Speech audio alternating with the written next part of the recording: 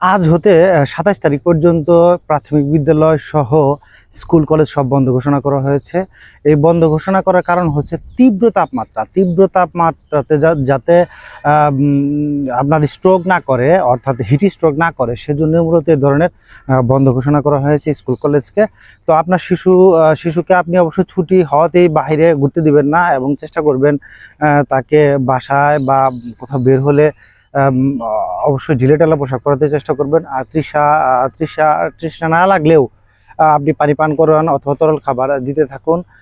ছায়াযুক্ত জায়গায় অবস্থান করতে বলুন, এবং আপনার শিশু যাতে অযথা বাহিরে গিয়ে ঘামার্দ না হয়। হিট স্ট্রোক করলে বা আপনি যে হিট স্ট্রোক করবে তার শরীর দুর্বল হয়ে যাবে, শরীরে ঘাম নাও আসতে পারে, ঘন ঘন নিঃশ্বাস নিবে এবং দুর্বলতা অনুভব করবে এবং অজ্ঞান হয়ে যেতে পারে।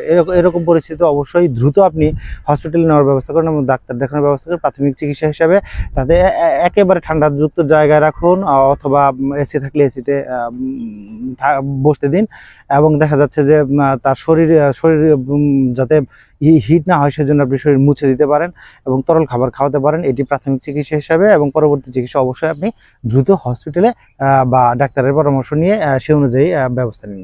ধন্যবাদ।